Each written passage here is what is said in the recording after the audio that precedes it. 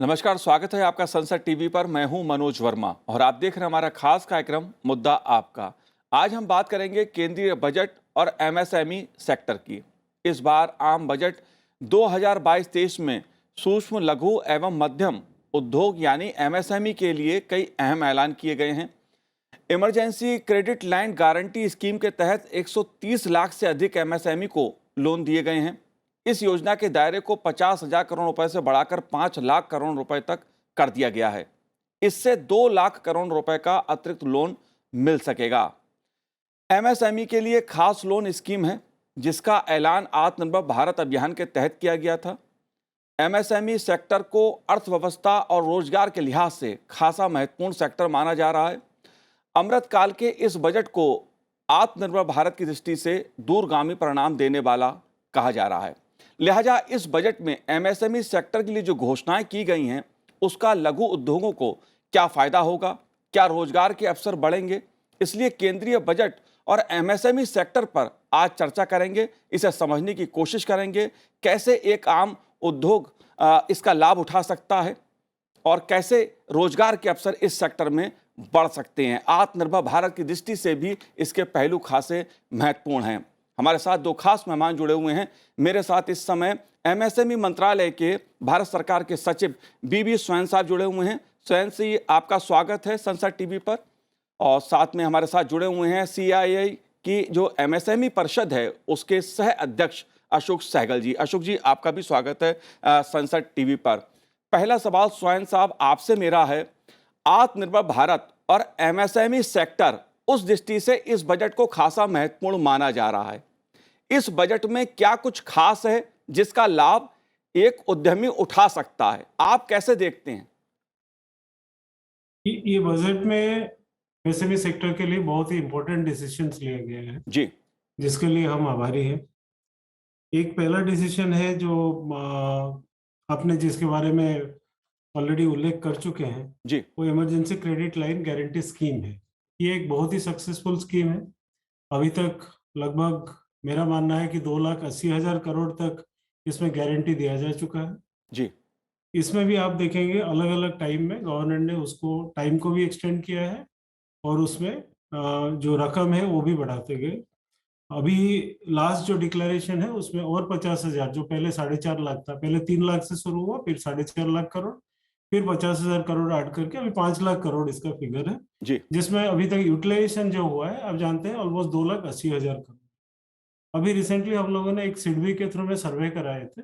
जी, वो सर्वे से एक बहुत ही इम्पोर्टेंट कंक्लूजन आया कि जिन लोगों को हमने पूछा उसमें ऑलमोस्ट 60% लोगों ने बोला कि उन्होंने ये स्कीम का ऑलरेडी उन्होंने इनको उपयोग उन्होंने किया है। जी, और अभी आप रिसेंटली जानते हैं कि इस स्कीम की बहुत फायदा भी हुआ है और 1 लाख जैसे बजट में कहा गया 30 लाख एमएसएमई को उसका फायदा हुआ है।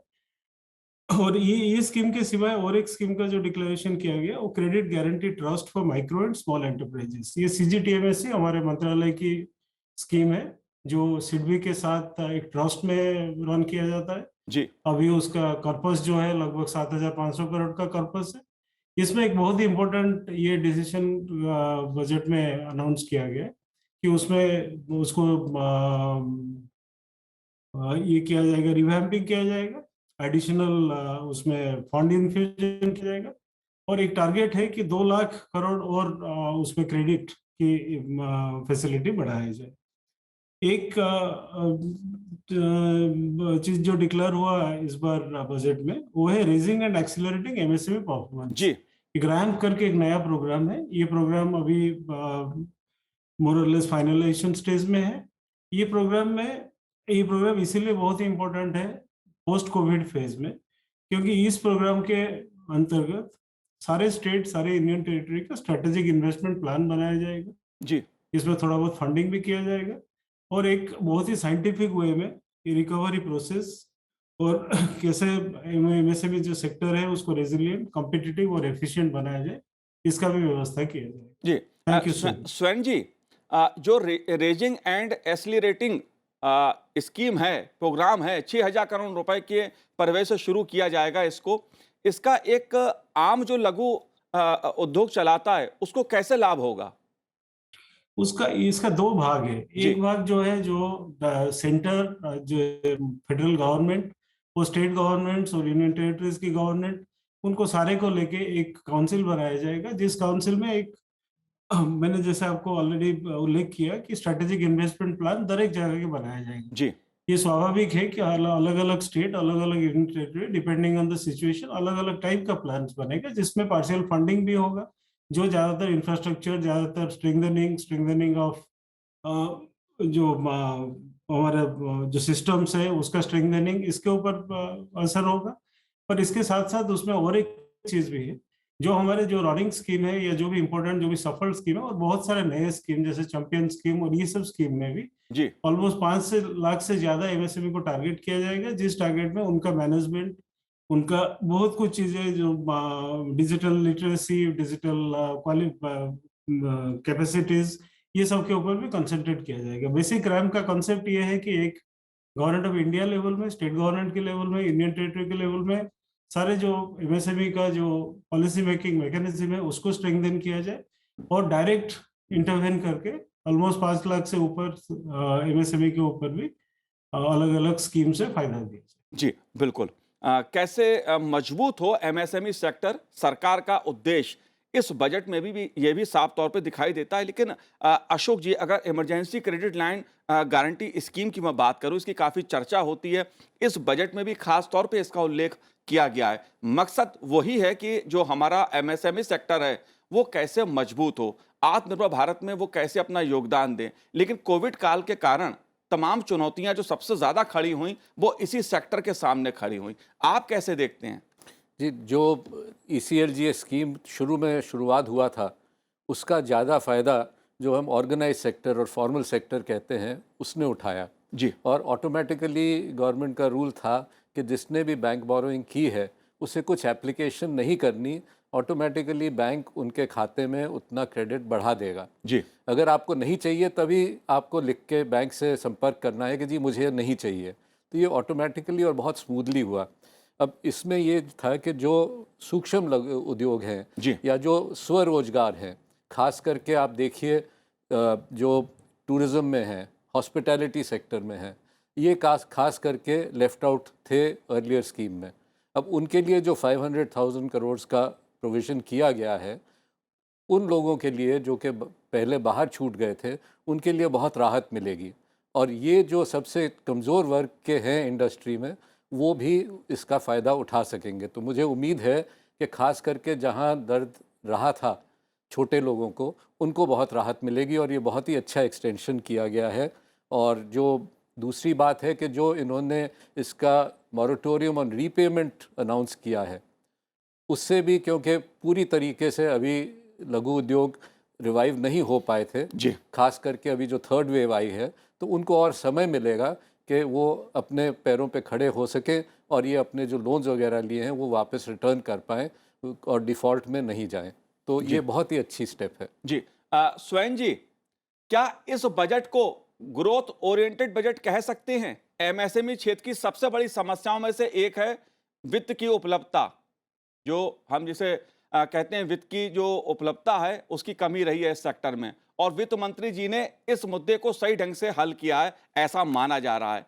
आप कह सकते हैं कि यह बजट ग्रोथ ओरिएंटेड है?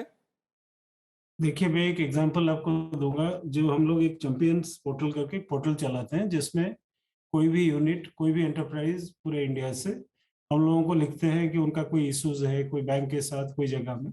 उसमें एक एनालिसिस हमने किया, लगभग आप मान लीजिए 70% जो इश्यूज है वो क्रेडिट का रिलेटेड इश्यूज है जी, और 30% जो इश्यूज होता है वो टेक्नोलॉजी रिलेटेड इशू होता है। तो मैं मानता हूं कि ये जो स्कीम है उसमें एमएसएमई सेक्टर को बहुत ही प्राधान्य दिया गया। माननीय वित्त मंत्री ने जो सब अनाउंसमेंट किए वो क्रेडिट रिलेटेड है, और ये भविष्य में डेफिनेटली ऑलरेडी बहुत सारे स्कीम है जो बेनिफिट दे चुके हैं, और ये सब स्कीम्स में बिल्कुल सही मार्क है। जी।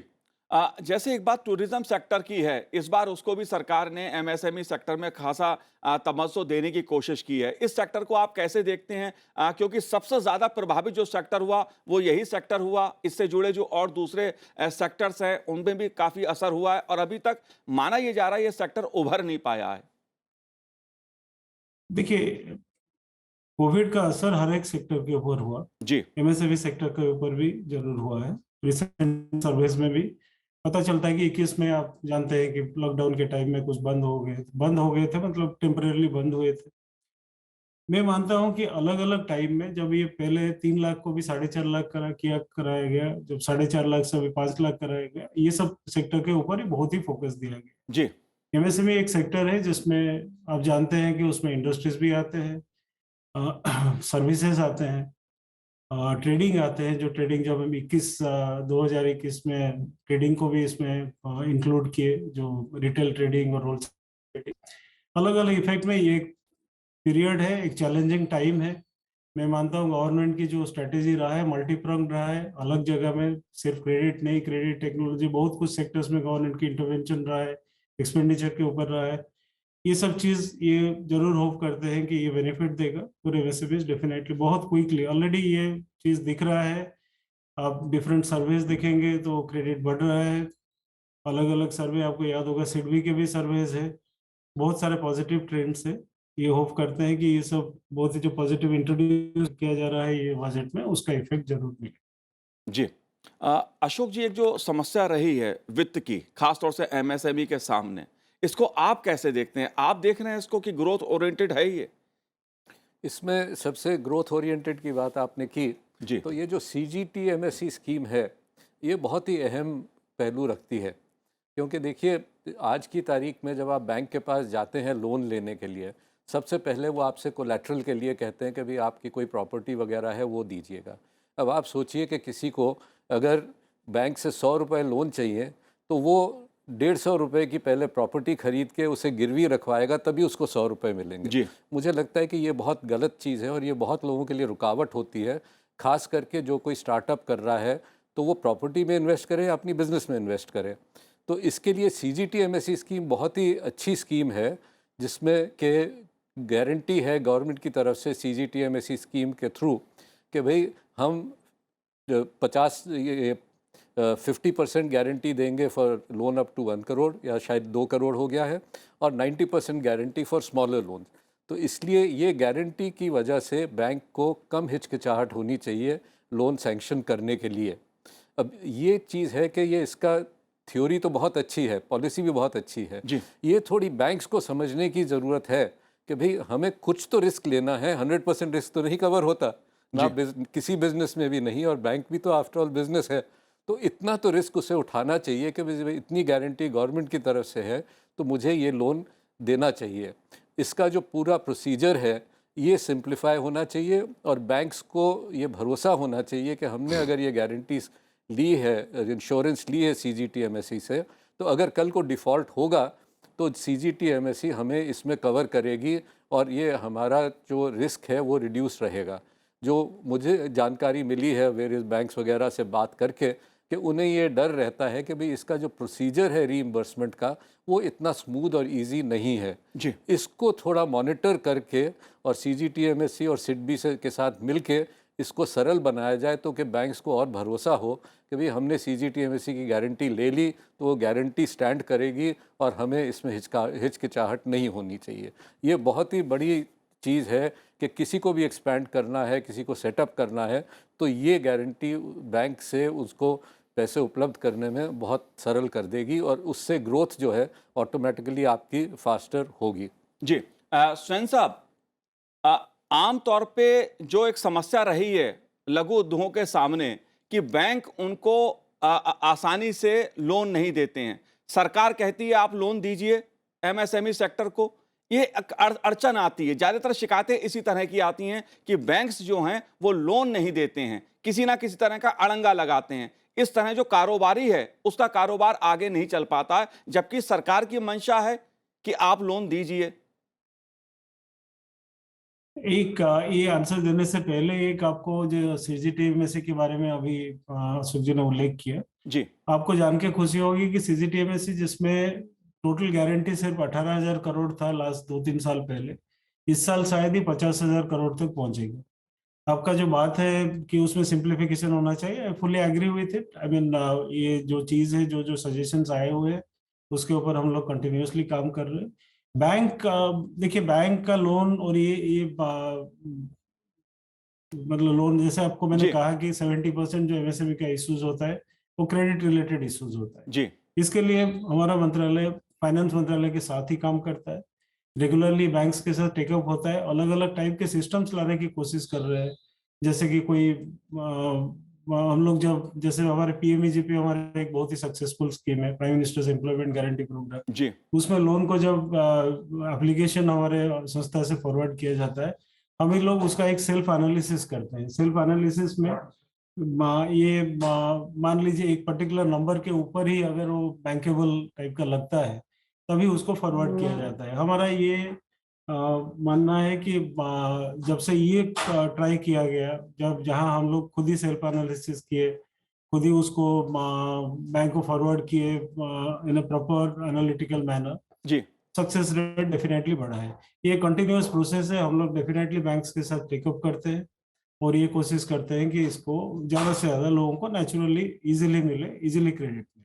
Thank you. जी स्वयं जी, जैसे स्टार्टअप की बात की जाती है ताकि नए स्टार्टअप उभर के सामने आए, जाहिर तौर पे एमएसएमई में तमाम संभावनाएं रहती हैं स्टार्टअप्स शुरू करने की, और यूनिकॉर्न भी जो बनते हैं वो इन्हीं में से निकल के कोई ना कोई निकल के सामने आता है, जिसका जिक्र प्रधानमंत्री जी ने कई मंचों से किया है कि देश में कई अच्छे जो ऐसे उद्यमी थे वो उभर के सामने आए हैं। आप कैसे देखते हैं स्टार्टअप की दृष्टि से इस क्षेत्र को?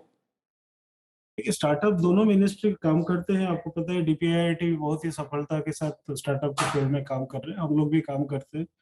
स्पेसिफिकली एक स्पेसिफिक चीज जो डिक्लेयर किया गया है और जिसके ऊपर बहुत अभी काम चल चल रहा है, वो है एसआरआई फंड। सेल्फ आपका एसआरआई फंड डिक्लेयर किया गया था आपके आत्मनिर्भर भारत की जी, जो सब स्कीम्स 2020 को, जिसमें एसेंशियल इंटेंशन यही है कि हम लोग एक मदर फंड बनाए हुए हैं।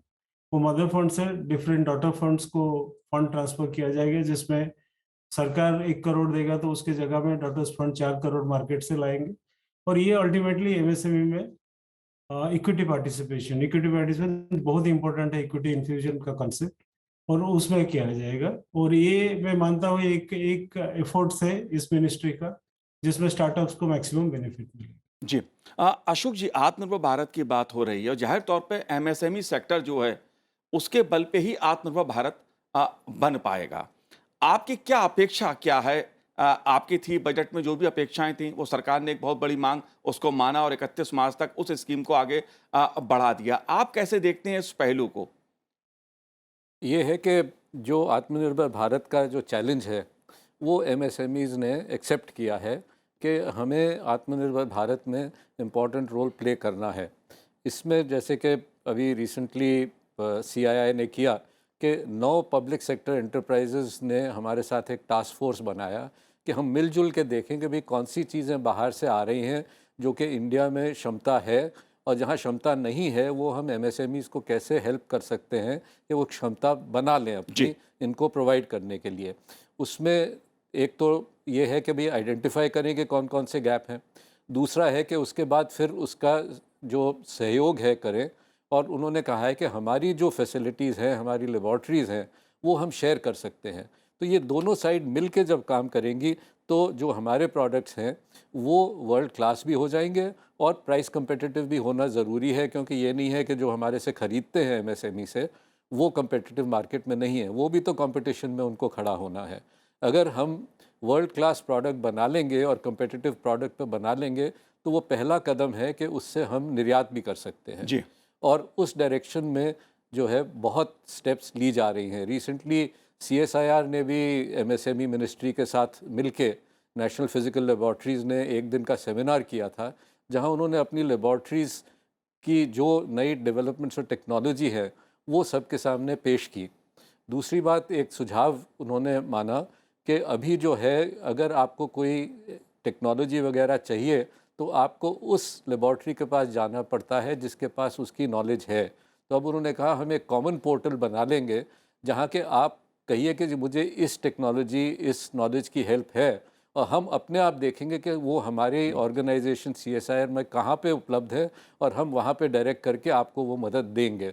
तो ये आत्मनिर्भरता में जो सहयोग हो रहा है, इससे ज़रूर देश को भी फ़ायदा होगा और जो लघु उद्योग हैं उनको भी फ़ायदा होगा, क्योंकि उसी से उनकी उन्नति होगी। जो प्रोडक्ट बिहाइंड टेक्नोलॉजी हैं वो करंट टेक्नोलॉजी ग्लोबल लेवल पे, टेक्नोलॉजी लेवल पे आएंगे। और जैसे साहब ने जिक्र किया था शुरू में, स्वयं साहब ने, कि जो डिजिटाइजेशन वगैरह है और प्रोडक्शन की ये ज़्यादा इसको एफिशिएंट बनाना है, उस पे भी वो हेल्प करेंगे। तो कि प्रोडक्शन स्मूथ हो, कम्युनिकेशन डिजिटाइजेशन की वजह से ऑपरेशन मोर एफिशिएंट हो और उसी से पूरी तरक्की होगी। जी, थैंक यू। जाहिर तौर पर जो रोजगार की बात है, अगर हम बात करते हैं, आत्मनिर्भर भारत की बात करते हैं, तो MSME जो सेक्टर है उस पे सरकार का भरोसा सबसे ज़्यादा है। और बजट में भी ये देखने को मिला है जिस तरह से सरकार ने तमाम तरह की सुविधाएं देने की बात कही है MSME सेक्टर को। अशोक जी, आपने हमसे बात की, आपका बहुत बहुत शुक्रिया, बहुत बहुत धन्यवाद हमसे बात करने के लिए। और स्वयं जी, आपका भी बहुत बहुत धन्यवाद हमसे बात करने के लिए। तो आज हमारे इस कार्यक्रम में इतना ही। मुझे दीजिए आज्ञा। नमस्कार।